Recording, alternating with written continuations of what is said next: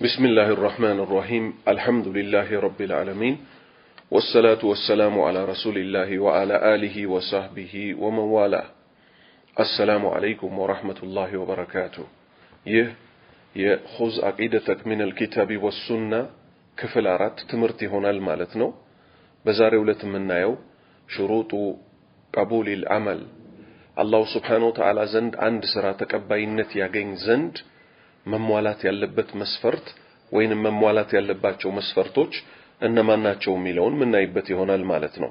13ኛ ጥያቄ ሼህ ጀሚል ዘይኑ ያው ይሄን ኪታብ በጥያቄና መልስ መንገድ ነው ያቀረቡት ረሂመሁላህ። ጥሩ ጥያቄ ነው ያነሱት። 13ኛው ላይ ምን አሉ? ማሂየ شروط قبول العمل አንድ ስራ አላህ Subhanahu Wa Ta'ala ዘንድ ተቀባይነት ይኖረው ዘንድ ምን ናቸው መስፈርቶቹ አሉ። መልስ شروط قبول العمل عند الله ثلاثة الله سبحانه وتعالى زند عند سرا تقباينت ينورو زند ሶስት መስፈርቶችን ማሟላት ግድ ይለዋል አሉ። አንደኛ الإيمان بالله وتوحيده الله سبحانه وتعالى በብቸኝነት ማምለክና በሱ ላይ ማመን ነው ማለት ነው። الإيمان እምነት ነው፣ بالله በአላህ ላይ ማመን ነው፣ وتوحيده እሱም በብቸኝነት عند ማድረግ ላይ ማለት ነው።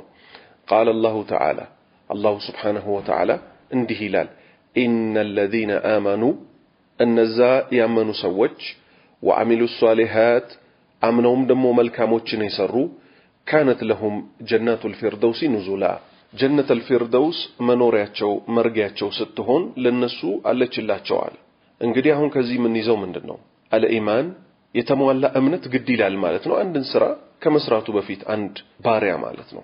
ምክንያቱም ለምሳሌ ቀደርዮች አሉ ሙስሊም ነን ብለው ራሳቸውን ቢሞግቱም ኢማሙ ሙስሊም በዘገቡት አብዱላህ ኢብኑ ዑመር ዘንድ ምን ይሆናል? ሰዎች ይመጣሉ ይጠይቁታል። ኩፋ ኢራቅ አካባቢ ሰዎች አሉ በቀደር የሚያስተባብሉ አሉት። ከዛ እሱ ምን አለ? ንገሯቸው እኔም ከነሱ የጠራሁ እነሱም ከኔ የጠሩ መሆናቸውን አለ።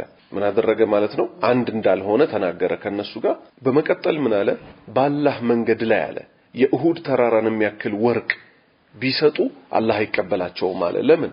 ከእምነት ክፍሎች ውስጥ መታመን ካለበት ጉዳዮች ውስጥ አንዱን ያጓደለ በሙሉ እምነት ክዷልና ስራው ሁሉ ስለማይጠቅመው ማለት ነው። ለካፊር የሰራውን ያህል ቢሰራ አይጠቅመውም፣ ምድር ላይ መነዳበት ይሆናል እንጂ በዱንያዊ ጉዳይ። ስለዚህ አንድ ስራ አላህ ጋር ተቀባይነት ይኖራት ዘንድ ምን ማሟላት አለባት ማለት ነው? የመጀመሪያው መስፈርት الإيمان بالله በአላህ ማመን ማለት ነው።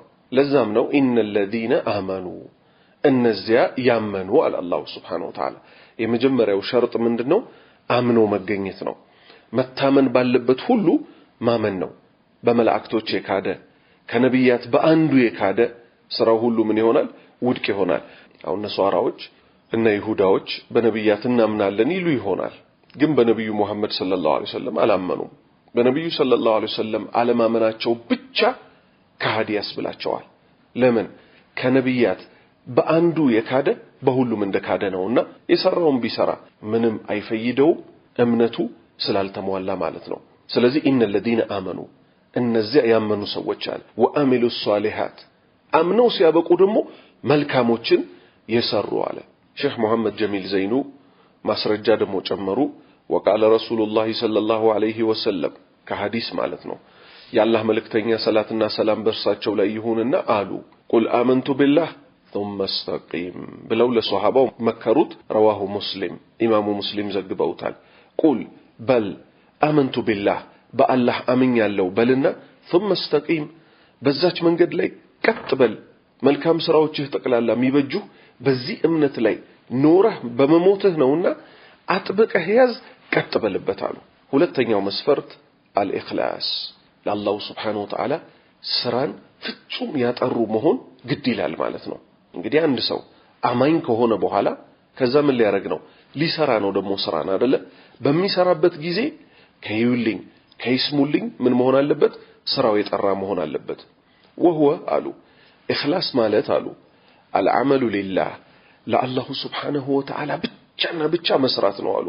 من غير رياء ولا سمعة ከይውልኝና ከይስሙልኝ ርቆ ያቺን ስራ የሚሰራትን ባሪያው ለአላሁ ሱብሓነሁ ወተዓላ ብቻና ብቻ የሱን ፊት ፈልጎ ሊሰራበት ነው።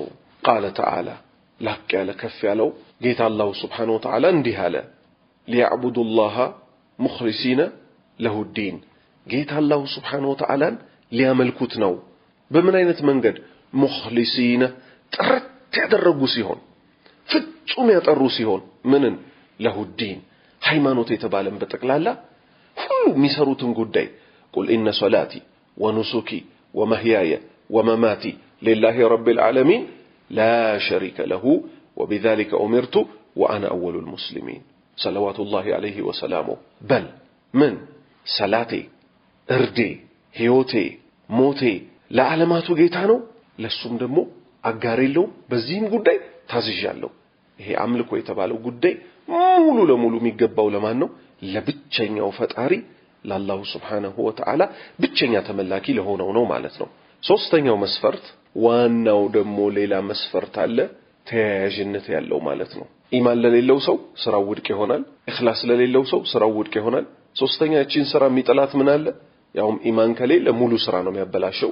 ይሄ ቢድዓ የሚባለው ጉዳይ ማለት ነው። ሰዎች ትኩረት የማይሰጡት ትኩረት ሊሰጡት የሚገባው ሶስተኛው መስፈርት አልሙዋፈቀቱ ሊማ ጃአ ቢሂ አልረሱሉ ሰለላሁ ዐለይሂ ወሰለም ያላህ መልእክተኛ ሰላትና ሰላም በርሳቸው ላይ ይሁንና የመጡበትን ሸሪዓ ገጥሞ መገኘት ግድ ይለዋል። ይሄ ተግባር ማለት ነው። ቃለ አላሁ ተዓላ አላሁ ሱብሓነሁ ወተዓላ እንዲህ ይላል ወማ አታኩም ረሱሉ ፈኹዙሁ ወማ ነሃኩም አንሁ ፈንተሁ መልእክተኛው ያዘዛችሁን ነገር አጥብቃችሁ ያዙ፣ የከለከላችሁን ነገር ደግሞ በቁርጥ ተከልከሉ ነው የሚለው። አሁን አንዳንዶች ምን ይሉ ይሆናል? ይሄን አትስሩ ተብሎ በስም አልተነገረንም ይሉ ይሆናል። ለምሳሌ ከሰላት በኋላ ዱዓ ኢማሙ ወደ ህዝቡ ዞሮ የሚያረጋው መውሊድ የተከለከለ ይላሉ። ለዚህ ደግሞ አንገት ቆራጭ የሆነ የቢድዓን ስራ ስሩን ቆርጦ የሚጥል የሆነ የነብዩ ሰለላሁ ዐለይሂ ወሰለም ሐዲስ አለ። ወቃለ ሰለላሁ ዐለይሂ ወሰለም እንዲህ ደግሞ አሉ ነብዩ መሐመድ ሰለላሁ ዐለይሂ ወሰለም መን አሚለ አመለን አንዲትን ስራ የሰራ ሰው አሉ ለይሰ ዐለይሂ አምሩና የኛ ትእዛዝ የሌለባትን አሉ። መውሊድን ስራ ብለው አዘውሃል እንዴ? ከሰላት በኋላ ወደ ህዝቡ እየዞርክ ዱዓ አድርግ ብለውታል እንዴ? ኢማሙን ሸዋል 15ን 3 ያሲን ከመግሪብ እስከ ኢሻ ቅሩ ብለዋል እንዴ? ትንሿን ኢድ አክብሩ ብለዋል እንዴ? አላሉ። ስለዚህ ምን መን አሚለ አመለን አንዲትን ስራ የሰራ ሰው አሉ ስራን የሰራ ሰው ለይሰ ዐለይሂ አምሩና የኛ ትእዛዝ የሌለባትን አሉ አላህ ያላዘዘውን ነብዩ ሰለላሁ ዐለይሂ ወሰለም ያላዘዙትን فهو رد ስራው ወደሱ ተመላሽ ነው ውድቅ ነው አሉ ነብዩ መሐመድ። ሼህ ጀሚል ዘይኑ ደግሞ ምን አሉ? አይ መርዱድ ወደ ባለቤቱ ይመለስበታል ውድቅ ይሆንበታል አሉ። ረዋሁ ሙስሊም ኢማሙ ሙስሊም ዘግበውታል።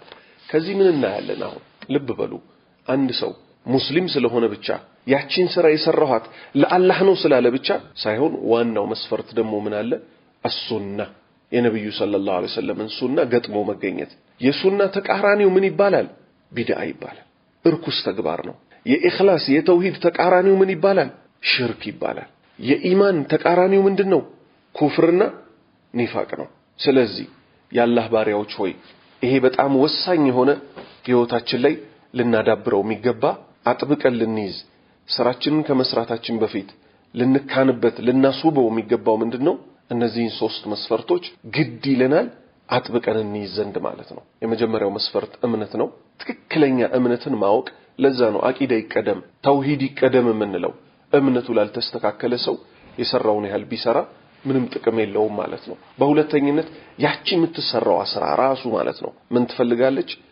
ለአላሁ ሱብሓነሁ ወተዓላ የሱ ፊት ብቻ ተፈልጎባት የተሰራች ስራ መሆን አለባት ማለት ነው። በሶስተኝነት ያ የሚሰራው ስራ የነብዩ ሰለላሁ ዐለይሂ ወሰለም ፈለግ የተከተለ መሆን አለበት ማለት ነው። ለሁሉ ነገር ሱና መፍትሄ ነው፣ ብቸኛው መድኃኒትም ነው ላለንበት ዘመን እስኪው መልቂያማ ድረስ።